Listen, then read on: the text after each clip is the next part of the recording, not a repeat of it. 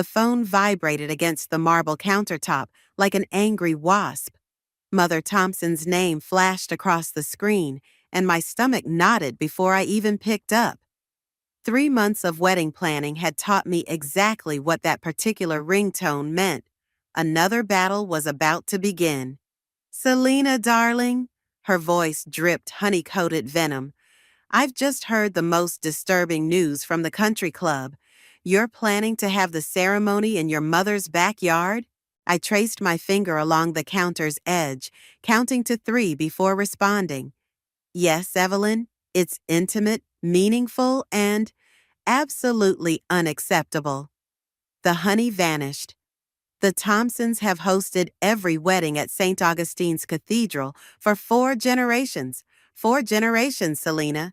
Do you understand what you're throwing away? My name is Selena, and I was about to become the family disappointment.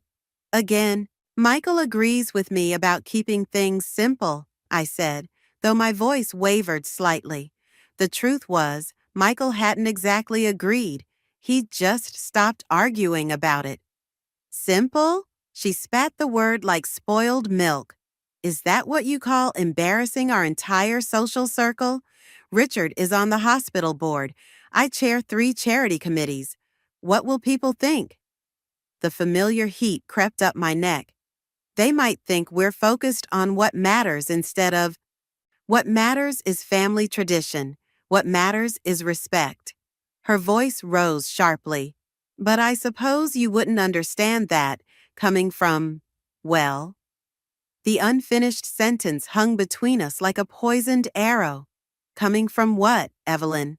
A middle-class family? A public school education? A mother who worked as a librarian instead of organizing charity galas? "I need to go," I managed, my fingers white-knuckled around the phone. "Michael will be home soon. Just remember, darling, you're not just marrying Michael. You're marrying into the Thompson name, a name that means something in this city." The call ended, but I stood frozen, letting the phone's edge dig into my palm. Through the kitchen window, I could see Mom's backyard, the massive oak tree where Michael had proposed, the garden beds we'd spent weekends perfecting. It was beautiful, meaningful, and according to my future mother-in-law, completely worthless. I heard the front door open, followed by Michael's familiar footsteps. "Hey, babe, you okay? You look—" "Your mother called." The words came out sharper than intended. His shoulders tensed. "About the wedding? About how I'm destroying 4 generations of Thompson tradition." I turned to face him. "About how my background isn't good enough for your family name." She didn't mean, "Don't." I held up my hand. "Don't defend her. Not this time." Michael ran his fingers through his hair, his tell when he's stressed. "What do you want me to do? They're my parents. I want you to stand up to them, to tell them that our wedding is about us, not about their social status or their country club friends or their precious family name." He stayed silent, and in that silence, something shifted, something final. I walked to the window, pressing my forehead against the cool glass. Behind me, Michael shuffled uncomfortably, caught between loyalty to his parents and love for me. But I wasn't watching him. I was watching the oak tree, remembering his proposal, remembering how simple everything had seemed then. "I need some air," I said finally, grabbing my keys. "Don't wait up." As I drove away, my phone buzzed again. Evelyn. I ignored it, but her words echoed in my head. The Thompson name means something in this city. Fine. If she wanted to play games with names and reputations, I knew exactly who to call. It was time Jennifer Collins and her father, the senator, got involved in this little family drama. Sometimes the best revenge isn't served cold. It's served with a perfectly polite smile and a guest list that would make Evelyn Thompson choke on her morning mimosa. I found myself at Mom's house well past midnight, sitting at her worn kitchen table while she brewed chamomile tea. The familiar scent of lavender dish soap and old cookbooks wrapped around me like a comfort blanket, but even that couldn't ease the tension in my shoulders. "You're going to wear a groove in that table," Mom said, watching me trace the same old water ring for the 100th time. Michael texted 8 times on the drive here. I pushed my phone face down. He says I'm being unreasonable. Mom set 2 steaming mugs down and settled across from me. "And what does Selena say?" "Selena says she's tired of being the family disappointment." The words came out bitter. "Did you know Evelyn keeps a photo album of all the Thompson wedding ceremonies? 4 generations at St. Augustine's Cathedral. 4 perfect society page weddings. And now her son wants to get married in my backyard." Mom's eyes crinkled. How terribly déclassé. "It's not funny, Mom." "No, it's not. But neither is letting that woman make you doubt yourself." She reached across the table, her hand covering mine. "You remember Jennifer's wedding? The 3-ring circus at the plaza?" I snorted. How could I forget? "And where is Jennifer now?" "Divorced, living in Los Angeles." I paused, seeing where she was going with this. "But that's different. This isn't about the wedding, not really. It's about respect, about being good enough." The back door creaked, making us both jump. Michael stood there, looking rumpled and exhausted. "I knocked," he said quietly. "But I heard voices." Mom stood, gathering her tea. "I'll leave you two to talk." "Linda, please stay," Michael said quickly. "I actually need both of you to hear this." Something in his tone made my stomach clench. "My parents want to host an engagement dinner next weekend," he continued. "At the country club. They've already invited everyone." "Everyone?" The word felt like glass in my mouth. "The hospital board, their charity committee friends, the mayor's wife." He wouldn't meet my eyes. "They say it's tradition." "Of course they do." I pushed back from the table, the chair legs scraping against linoleum. "And let me guess, you told them yes without asking me first." "Selena?" "No, Michael. This is exactly what they always do. They bulldoze right over what we want, what we planned, and you just let them. They're trying to welcome you into the family." "By what? Parading me around like some circus act? Come see the middle-class girl who dared to marry a Thompson?" Mom cleared her throat. "Michael, would you like some tea?" We both turned to stare at her. She met our looks calmly, already pulling down another mug. "Chamomile," she continued. "Good for frayed nerves. And while you drink it, maybe you can both remember that marriage isn't about winning battles. It's about choosing which hills to die on." Michael sank into a chair, accepting the mug. "I love you, Selena, you know that. But they're my parents. And sometimes keeping the peace is worth—" "Worth what?" I cut in. "Worth watching your wife be humiliated? Worth letting your mother treat my family like we're beneath her? That's not fair. Neither is making me choose between my self-respect and your family's traditions." The silence stretched between us, broken only by the quiet tick of Mom's ancient wall clock. Finally, Michael set down his untouched tea. "The dinner's next Saturday at 7, he said softly. "Wear something appropriate." He left the same way he came, through the back door, leaving behind the scent of his cologne and the weight of his capitulation. Mom watched me carefully. "What are you thinking?" I picked up my phone, scrolling through contacts until I found the number I needed. "I'm thinking it's time to call Jennifer, see if she and her father want to attend a little engagement dinner." "Selena," Mom's voice held a warning. "Revenge might feel good in the moment, but this isn't about revenge anymore, Mom." I met her gaze steadily. "This is about showing Evelyn Thompson that her social circle isn't the only one that matters in this city." The phone rang once, twice, then Jennifer's familiar voice filled the line. "Selena, do you know what time it is?" "Hey, Jen, Remember how you always said you owed me one? Time to collect. The email from St. Augustine's Cathedral arrived 3 days before the engagement dinner. I almost deleted it, assuming it was a generic newsletter, until I saw the subject line, Thompson Carter Wedding Confirmation. My coffee mug slipped from my fingers, shattering against the kitchen floor. Honey? Michael called from upstairs. Everything okay? I stared at my screen, reading and rereading the confirmation details. Deposit paid, date secured, all arranged under the names Evelyn and Richard Thompson. Selena, did you know? My voice came out eerily calm as Michael appeared in the doorway. About the cathedral? He froze, color draining from his face. I can explain. They booked it behind our backs. I turned the laptop toward him. And you knew. Mom called yesterday. She said they were just holding the date in case. In case what? The calm shattered. In case I came to my senses, in case you finally convinced me to be the proper Thompson bride they want. They put down a non-refundable deposit. Of course they did. I laughed, a sharp, ugly sound, because money is how they control everything, everyone. Michael stepped carefully around the broken mug, reaching for me. Baby, please, they're trying to help. Stop. I backed away. Just stop defending them. For once in your life, Michael, see what they're really doing.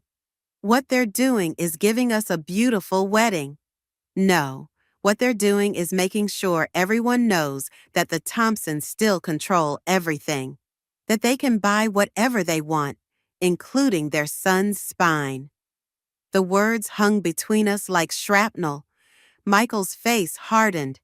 That's not fair. Neither is this. I grabbed my phone, dialing Jennifer's number. But I'm done playing fair. Don't. Michael reached for the phone. Whatever you're planning, Jennifer answered on the second ring. Perfect timing. Dad just confirmed he can make Saturday's dinner. He's bringing the governor, too. They're both in town for that education bill vote. Michael's eyes widened. Wonderful, I said, holding his gaze. Evelyn will be thrilled. She loves a full guest list. After hanging up, I turned back to my laptop, forwarding the cathedral email to my mother-in-law with 2 words. Explain this. The governor? Michael's voice cracked. Selena, what are you doing? Giving your mother exactly what she wants, a society event worth talking about. I started gathering my purse and keys, though probably not the way she imagined. Where are you going? To buy a new dress for Saturday, something appropriate. The word tasted like acid. Your mother's always saying I need to dress more like a Thompson. Don't do this. He caught my arm. Please, we can talk to them together. Explain. Explain what? That I'm not good enough for their precious cathedral? That your mother needs to control every aspect of our lives? I pulled away. I tried talking. I tried compromising. Now I'm trying something else. Revenge won't fix this. No, I agreed, but it might teach them something about respect. My phone buzzed. Evelyn calling, right on cue. I let it ring. You know what the worst part is?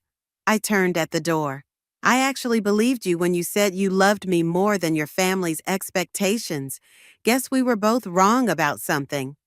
I left him standing there, surrounded by broken ceramic and broken promises. In my car, I finally checked Evelyn's voicemail. Selena, darling. Her voice trembled with barely controlled rage. We simply must discuss this misunderstanding about the cathedral and this guest list I'm hearing about. Call me immediately. I deleted the message and dialed Jennifer instead. Hey, I said when she answered. Remember that red Valentino dress you wore to the Emmys last year? Any chance I could borrow it for Saturday? The one that made page 6? It's yours. She paused. Are you sure about this? Mixing your in-laws with my father's political circle? Oh, I'm sure. I pulled into the parking lot of the same country club where the engagement dinner would be held. It's time the Thompsons learned they're not the only ones who know how to play social games. Through the windshield, I could see Evelyn's Mercedes already parked out front. Perfect. Time for a little preview of Saturday's entertainment. The country club's marble floors echoed with each step as I followed the maitre d' toward the private dining room. Through the doorway, I caught a glimpse of Evelyn's perfectly coiffed hair, her back straight as a ruler as she arranged place cards with military precision. I cleared my throat. Planning my engagement dinner without me? She startled, nearly dropping the card in her hand. Selena, I didn't expect. Clearly. I picked up one of the cards. Dr. and Mrs. Harrison Whitmore. Funny, I don't remember adding them to our guest list. Darling, please. Evelyn's smile stretched tight. Harrison is the chief of surgery. He's practically family. Like the governor? The color drained from her face. What? Oh, didn't Michael tell you? Jennifer Collins and her father are coming. The governor, too. I traced the gold lettering on the place card. I should probably help you rearrange these. Protocol can be so tricky with elected officials. You had no right. Like you had no right to book St. Augustine's?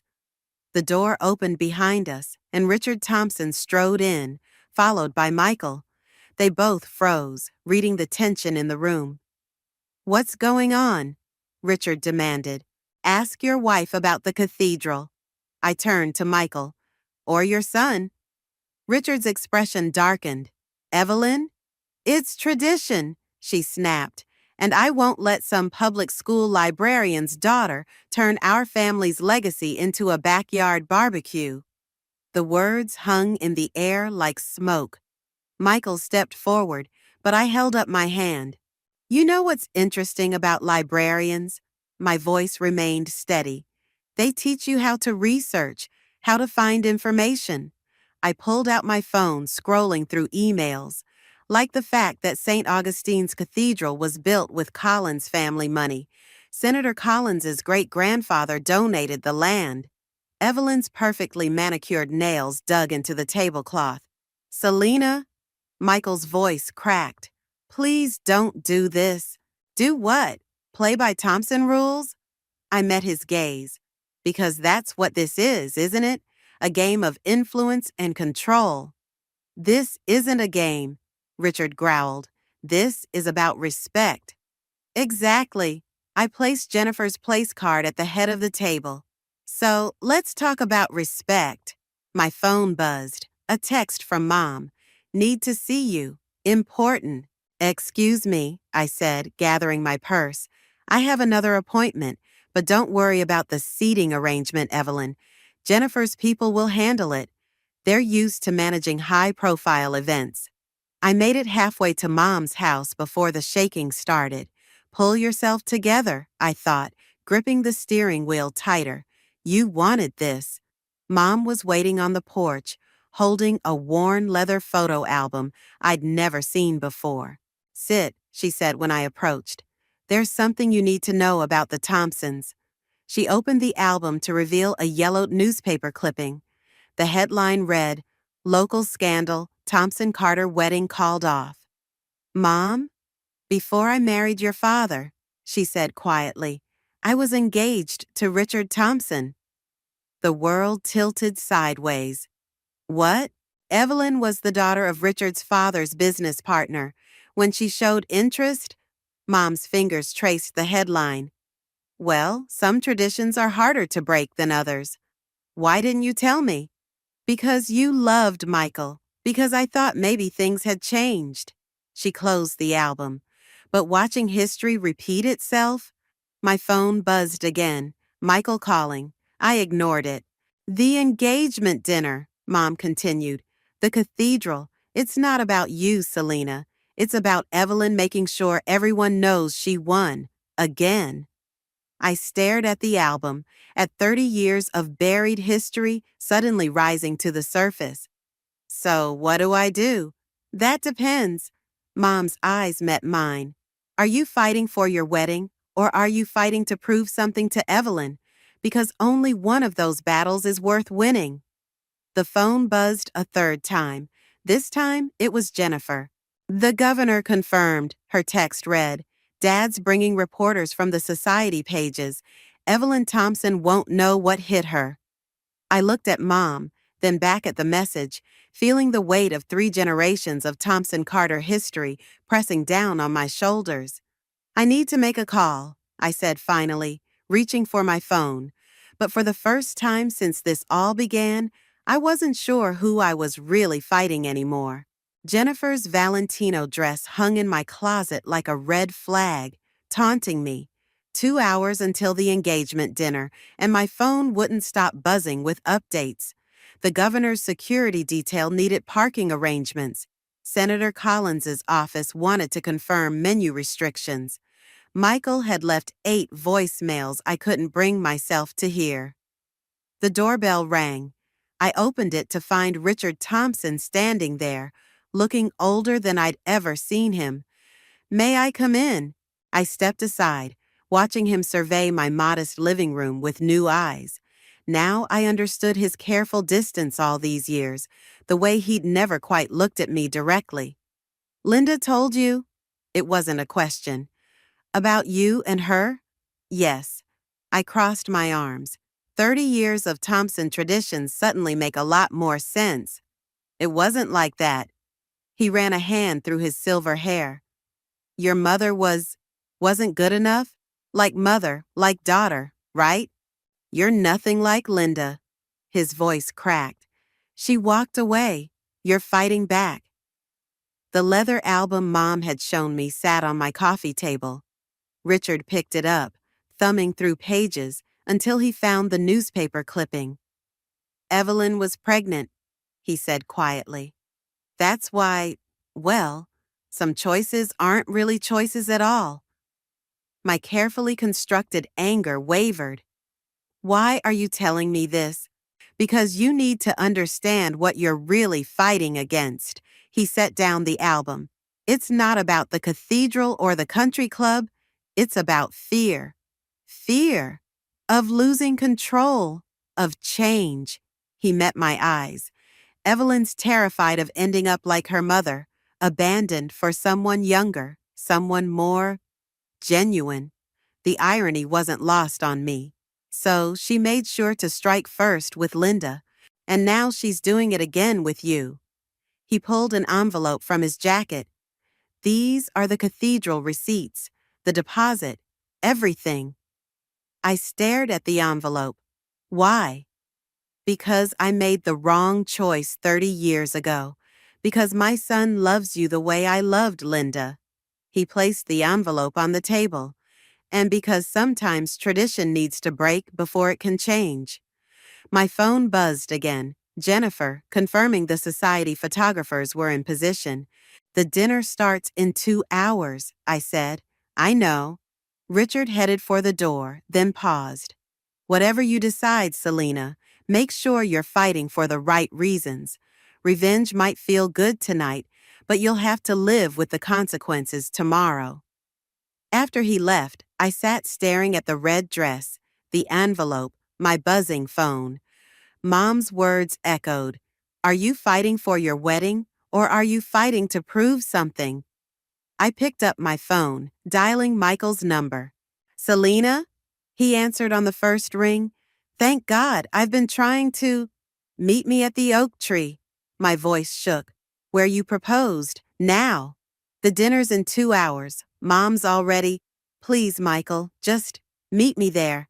I grabbed my keys, leaving the Valentino dress hanging in the closet. As I drove to Mom's house, to our oak tree, my phone exploded with messages. Jennifer asking about the photographers. Evelyn demanding confirmation about place settings. The governor's office requesting arrival protocols. I turned off my phone. The sun was setting when I pulled up, casting long shadows across Mom's backyard.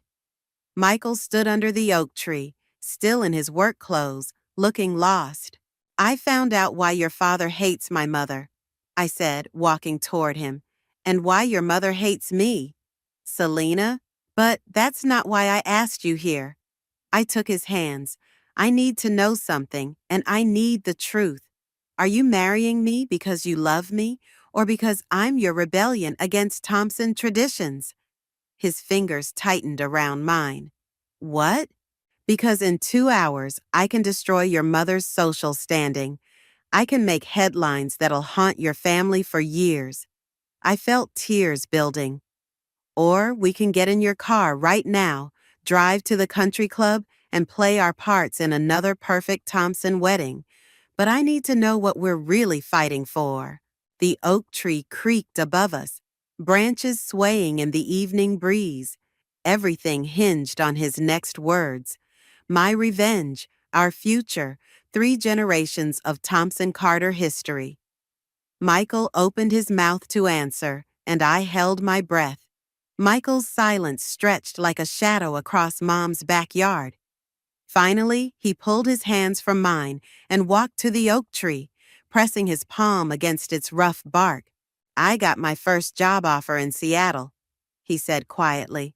Right after college, 6 figures, corner office, everything I'd worked for. I stayed rooted in place, unsure where this was going. Mom said it would kill Dad if I left. The family business, the Thompson legacy. He turned back to me. So I stayed, like I always stay. Michael? But you? His laugh was hollow. You make me wish I'd gotten on that plane. My phone buzzed in my pocket, probably Jennifer, wondering where I was. The engagement dinner would start in less than an hour. That's not an answer, I said. Yes, it is. He stepped closer. I love you because you're everything they're afraid of, everything I wish I could be. The words hit like a slap. So, I am your rebellion. No, you're my wake-up call. He pulled out his own phone, scrolling through messages. Look at this. Mom sent 14 texts about the governor's seating arrangement. Dad's called 3 times about the cathedral deposit. They're trying to control us. And you're trying to destroy them. His voice hardened. Tell me, what's the difference? Before I could answer, headlights swept across the yard. A sleek black car pulled up, and Jennifer stepped out, wearing a designer suit that probably cost more than my monthly salary. There you are. She strode toward us, phone in hand. The photographers are in position. The governor's 2 minutes out, and your mother-in-law is having a meltdown about the place cards. This is going to be epic. Michael stared at her, then at me. You planned all this? I had help? I gestured to Jennifer, who was still scrolling through messages. Oh, and Dad convinced the Times to send their society columnist. Jennifer added, tomorrow's headline, Thompson family scandal, history repeats, pure gold. History repeats? Michael's voice cracked. What does that mean? I opened my mouth, but no words came. How could I explain about his father and my mother? About 30 years of buried secrets and repeated patterns? Selena? Jennifer prompted. We need to go. Everyone's waiting. Michael pulled out his car keys. You know what? Let them wait. What are you doing? Making a choice. He started walking toward his car. I'm done being the dutiful Thompson son. Done watching everyone I love tear each other apart over some twisted idea of family honor.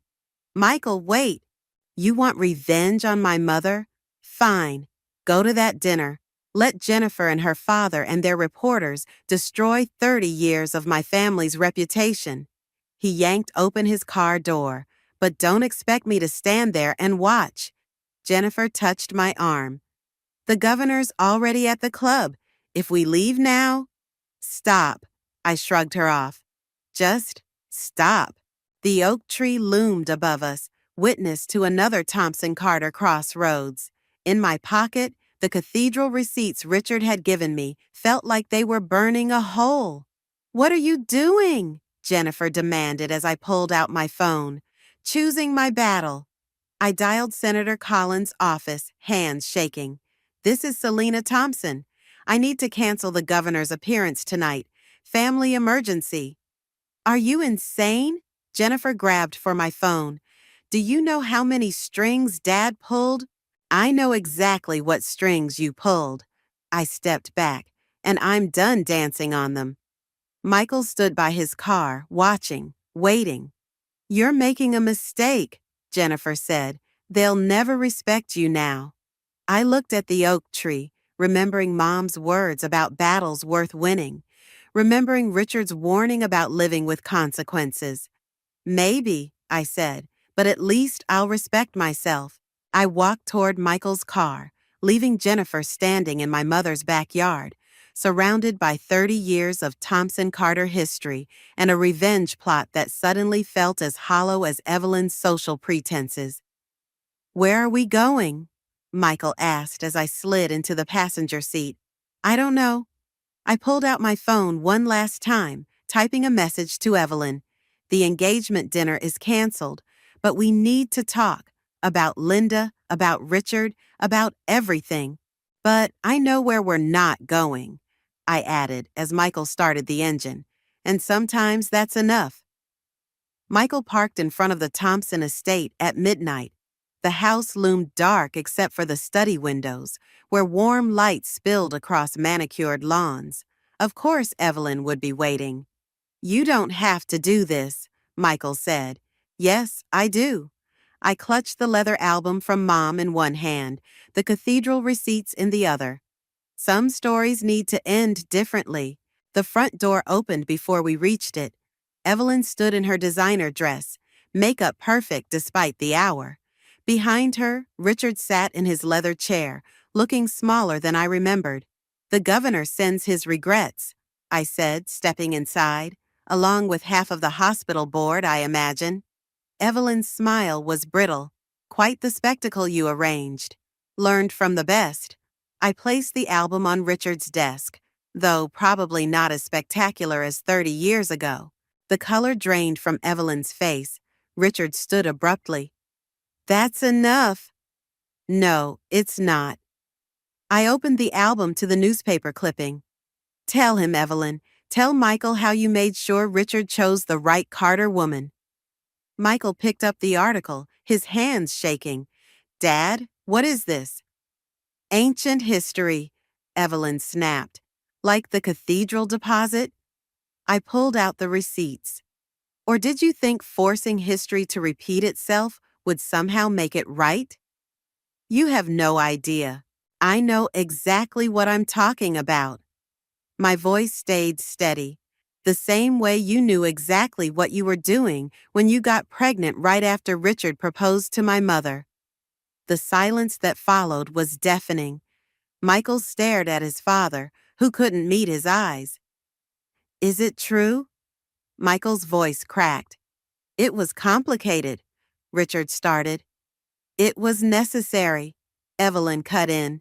The Thompsons needed control. I stepped closer, just like now, but here's what's going to happen instead. I pulled an envelope from my purse, the one Jennifer had given me, with the photos and story ready for tomorrow's papers. Tomorrow, there's either going to be a scandal in the society pages about Thompson family history, or there's going to be nothing at all. I set the envelope down. Your choice. You're blackmailing us? Evelyn's voice rose. I'm offering you what you never gave my mother. A choice. Richard picked up the envelope with trembling fingers. What do you want? The wedding happens in Mom's backyard. No cathedral, no society circus. I met Evelyn's gaze. And you both show up with genuine smiles and welcome me to the family. Really welcome me. Or, Evelyn challenged, or tomorrow everyone learns how the perfect Thompson dynasty was built on destroying my mother's happiness. I turned to Michael. Your call. Michael looked at his parents, then at the newspaper clipping, then at me. Something shifted in his expression. No, he said quietly. What? No deals, no threats. He took my hand. We're getting married in Linda's backyard because that's what we want. And if you can't accept that, he faced his parents, Then don't come at all. Evelyn sank into a chair, her perfect posture crumbling. Richard stared at the album, at 30 years of carefully maintained appearances. I loved her, he whispered. Linda, I really did. I know, I said softly. That's what makes it worse. Evelyn's hand found Richard's, squeezing tight. For the first time, I saw fear in her eyes, not of scandal or social ruin, but of history truly repeating itself. The backyard wedding stays, she said finally. But, she pulled out her checkbook, let us at least help make it beautiful, the way it should have been 30 years ago. She wrote a number that made my eyes widen, then held out the check. This isn't about buying forgiveness, she added quickly. It's about choosing a different ending. I looked at the check, then at Michael, then at the envelope of damaging photos. Revenge had brought me here, but something else would have to lead me out. Okay, I said, taking the check but leaving the envelope. Let's write a new story. Michael squeezed my hand as dawn began to break outside, painting the Thompson estate in new light. Sometimes the best revenge isn't about destroying the past, it's about building a different future. The oak tree in Mom's backyard wore strings of fairy lights, like stars caught in its branches. White chairs dotted the lawn, and mason jars filled with wildflowers lined the makeshift aisle. Simple, perfect, exactly what we'd wanted from the start. I watched from the kitchen window as Evelyn adjusted a flower arrangement, her designer dress collecting grass stains as she knelt in the dirt. Richard stood nearby, deep in conversation with Mom, their body language careful but no longer strained. Quite a transformation, Jennifer said behind me. She'd arrived early wearing a simple sundress instead of her usual red carpet attire. Though Dad's disappointed about missing his photo op, some stories are better left untold. I turned to face her. Thank you for understanding. She shrugged, but her eyes were kind. You know, I always envied how you stood your ground. Even back in school, you knew exactly who you were. Not exactly. I fingered the check in my pocket, Evelyn's peace offering, still uncashed. Sometimes you have to lose yourself to find out who you really are. Through the window, I watched Michael arrive, carrying boxes of champagne. He paused to kiss his mother's cheek, and Evelyn's surprise melted into a genuine smile. You're not going to tell me what happened that night at their house, are you? Jennifer asked. Some bridges are better rebuilt than burned. Mom appeared in the doorway, holding a small package wrapped in aged paper. Ready? I nodded, following her upstairs to her bedroom. She placed the package in my hands. I was going to wear this, she said softly, the day I almost became a Thompson. Inside was a delicate pearl hairpin, its silver tarnished but beautiful. Mom, the past doesn't have to poison the future. She tucked the pin into my hair. Sometimes it just shows us where to build stronger foundations. The ceremony passed in a blur of sunset light and gentle breezes. No society photographers, no political connections, just family learning to become family. When Michael kissed me under the oak tree, Evelyn was crying. Real tears this time, not the carefully manufactured ones I'd seen at countless charity events. At the reception, Richard clinked his glass for a toast. My stomach tightened, remembering all the Thompson traditions we'd broken. 30 years ago, he began, his voice wavering, I made a choice based on fear, on tradition, on other people's expectations. His eyes found Mom in the crowd, then moved to me. Today, my son chose love instead, and in doing so, he taught his old man that sometimes the best traditions are the ones we dare to break. Evelyn stood, taking his hand. To new beginnings, she added, and to the daughter we almost lost before we truly found her. Later, as fireflies replaced the setting sun, I found the uncashed check in my pocket. Michael watched as I tore it carefully down the middle. You sure? He asked. Some debts can't be paid with money. I scattered the pieces like confetti. And some shouldn't be paid at all. Mom and Evelyn sat together at a corner table, heads bent over the leather album, not erasing the past, but finally facing it. Richard watched them from a distance, his expression a complex mix of regret and relief. Think they'll be okay? Michael asked. I think they'll be better. I leaned into him, watching our families slowly become one. Sometimes revenge isn't about making someone pay. Sometimes it's about making them see.